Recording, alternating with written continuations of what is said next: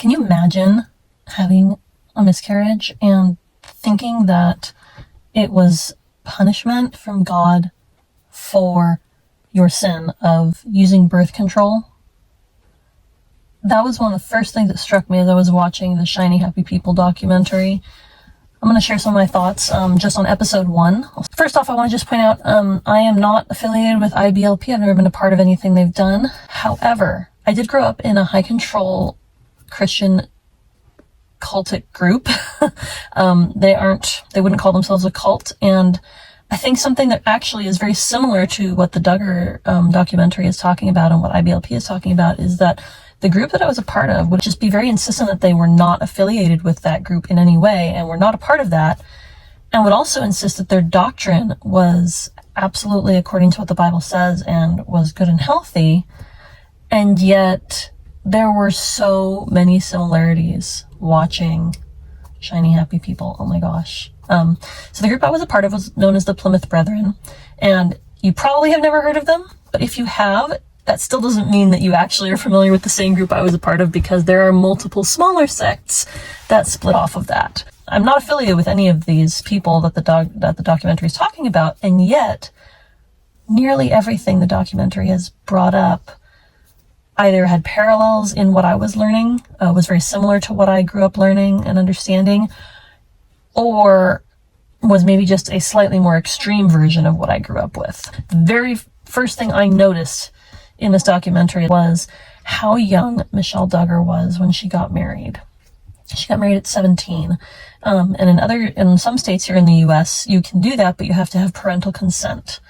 But I think what's interesting to note about that is she had only been a Christian a short time, and it sounds like in the documentary that she actually had only become a Christian after meeting Jim Bob Duggar.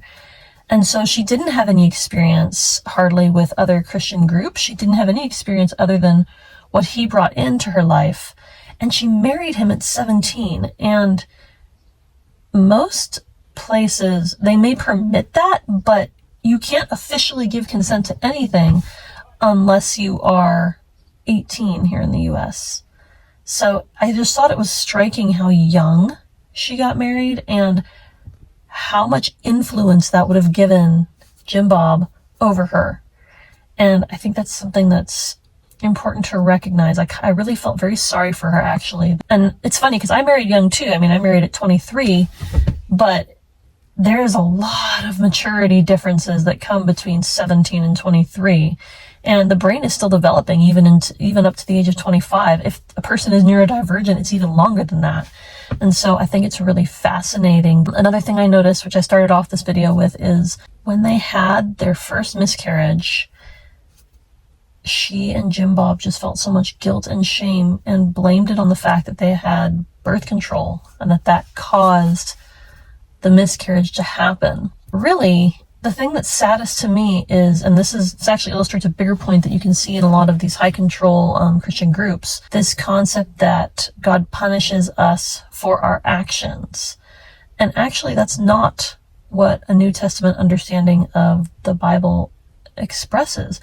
God has already punished Jesus for our sins, and therefore there's no more condemnation for you if you believe in Jesus, is actually what Christian doctrine teaches. And yet many of these cult groups would say that they are saved by grace through faith, but the actions, the practical outworking of that ends up being you need to demonstrate your salvation through your works in a way that ends up being totally works-based Christianity. I think that's one of the things you need to understand, is that a Christian group like the one I grew up in can have all the correct doctrine on paper. Like their doctrine can line up on paper with what is believed to be true Christianity. If you asked them for a statement of faith, you would probably agree with everything they said there.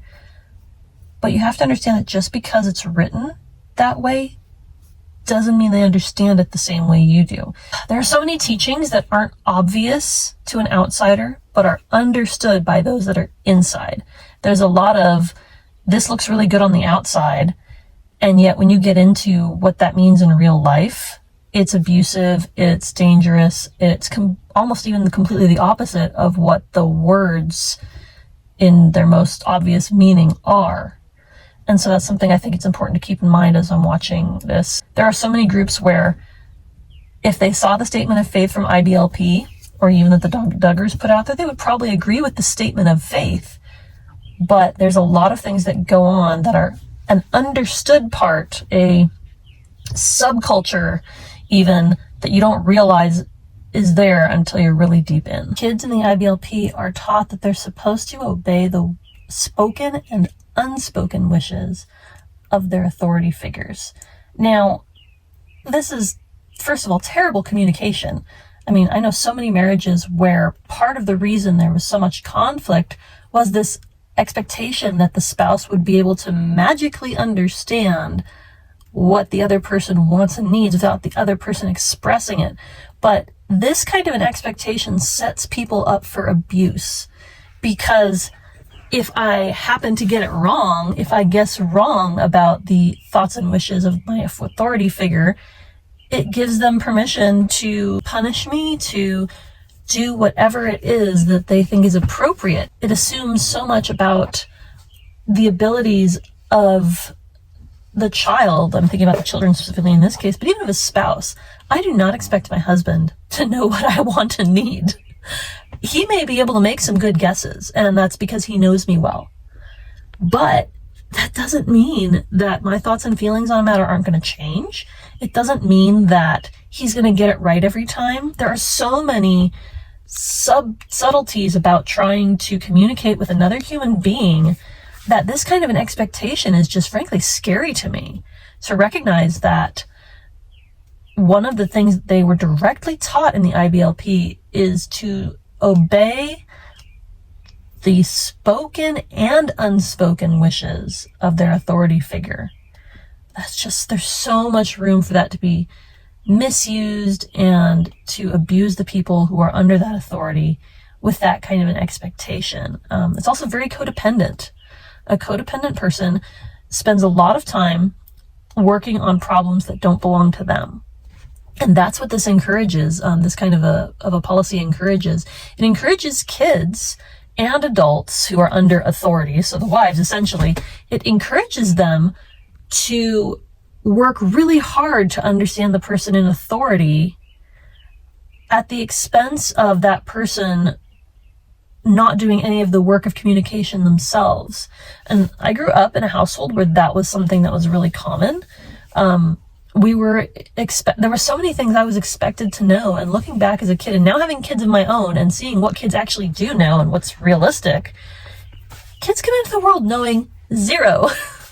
They basically have instinct, natural instinct that's in there, and that's pretty much all they actually know. And so to expect that a child would be able to understand what an adult wants, it's just frankly ridiculous. And yet, this is exactly what's expected, and then kids get punished when they don't get it right. Instead of it being the adult didn't communicate this clearly enough to the child, there's this thought of, the child wasn't trying hard enough. It just opens up such a huge can of worms for abuse victims and for grooming. The reverse of that is that those in authority, the men, if they're expecting that other people are going to be able to read their minds and know what their wishes are, then of course the reverse of that is that the men must know, if they're getting it right, I mean, in their minds, they must know what the women and the children actually want, even in spite of what they might be saying. So I can just see how that would fuel and protect abusive people. How many times do they say something like, oh, well, I thought she wanted it, even though she said otherwise? Like, that's what that's going to feed into. It's going to feed into these men. And I know it's not just men who abuse, so I'm not trying to that's not the point I'm making here, but my point is the person in charge, or the person who's in a position of power or authority, if they expect that other people are going to know what their unspoken wishes are, they're also going to expect that they know best and that they know what the wishes of the people under them are. And so then they use it as a blanket excuse for all sorts of abuse. Well, this is really what the person wanted, in spite of whatever else they're saying. This expectation of communication being other than direct and clear and open, I can just see that causing so many problems. Boy, that umbrella of authority is just a huge problem in so many ways. And it's funny because, as I've said before, I was not affiliated with any of these groups or any of these people who are being talked about in the Shiny Happy People documentary. And yet, multiple people who were from the church that I grew up in, the Plymouth Brethren gathering that I was a part of, have posted that exact umbrella image or some variation on it with this umbrella of authority thing. So this complementarian view, or this patriarchal view of somehow you're protected if you're under your authority figure, it's such a dangerous idea. And it's one that so many people in a patriarchal type setting, it causes so many problems. Again, it's just a perfect setup for abuse victims to be blamed for what happens to them. I'll just give you my own personal experience with this, because I think it's important here to recognize what the end result of that kind of a teaching can be. So whenever something bad happens to a person, the immediate question in their mind is, I must be doing something wrong. I must have done something wrong, because if I didn't, I wouldn't be facing these terrible, terrible things that have happened to me. And it throws everybody for a loop. And the example I'm going to give you here is my own, which is I was sexually abused while my family was serving as missionaries on the mission field. And the person who abused me was someone that my parents had invited into their home and were hosting long-term as a way to help this person get back on to get on his feet as an adult. It was a kindness they were doing to him. So a few years ago, when I finally told my parents about it, they didn't know, or at least they said they didn't, and when it was happening, and I didn't tell them about it. I didn't tell my dad at all, and I didn't tell my mom and my family the full story of what had happened until just a couple of years ago. So like 20 plus years after it had already happened. My family didn't know how to handle it. It literally blew their mind. And even though none of them would directly say, well, we thought that if we did the right things that God would protect us. Like, when I say it that directly, they would disagree with that statement. And yet, they had to find someone to blame for this terrible situation that happened to me. And it couldn't be, and they blamed themselves. My dad blamed himself for not protecting me. And of course, there is blame for the abuser, but the abuser has to be protected because he's part of the system. There were so many people who just didn't handle it well.